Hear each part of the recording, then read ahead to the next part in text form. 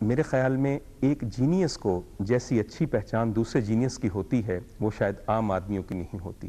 اسی طرح ایک بڑا فنکار دوسرے بڑے فنکار کو جس انداز سے پہچانتا اور سراہتا ہے وہ بھی صرف اسی کا حصہ اور اسی کا کام ہے.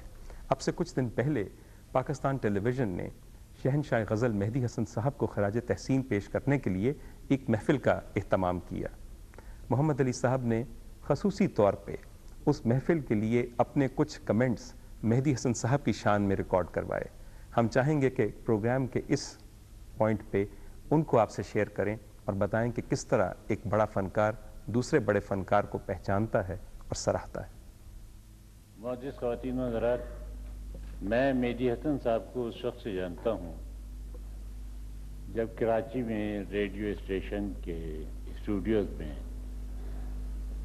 ایک تسلسل کے ساتھ مہدی حسن صاحب کا تذکرہ ہوتا تھا،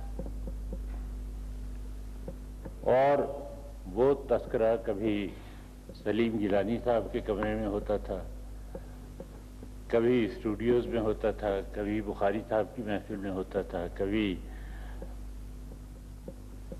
مہدی صاحب کے عزیز ہیں نہال عبداللہ صاحب کی محفل میں ہوتا تھا. لیکن کراچی مہدی صاحب کا کبھی آنا نہیں ہوا تھا اور میری ملاقات مہدی صاحب سے نہیں تھی. پھر کچھ عرصے بعد ایسا ہوا کہ میں نے فلم لائن جوائن کی اور فلم کو جوائن کر کے محسوس ہوا کہ فلم میں گانے بھی گانا پڑتے ہیں.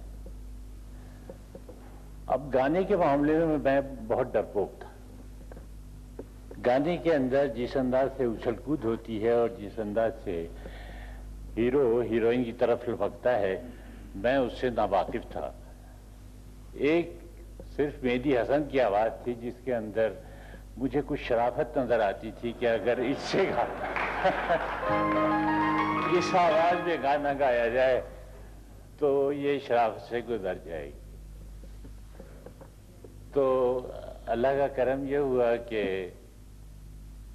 مہدی صاحب کی میری جب ملاقات ہوئی تو اس ملاقات میں مہدی صاحب کے رویے سے اور مہدی صاحب میں شروع سے ایک انکساری تھی اس سے اتنا متاثر ہوا کہ مجھے اپنی ڈائیلاگ ڈیلیوری کے وقت یہ محسوس ہونے لگا کہ یہ شخص جو گانا گاتا ہے اس بیک گراؤنڈ میں آپ کے اس شخص کی آواز کے اندر بھی کہیں نہ کہیں درد چھپا ہے جو آپ کے الفاظ کی غمازی کر سکتا ہے.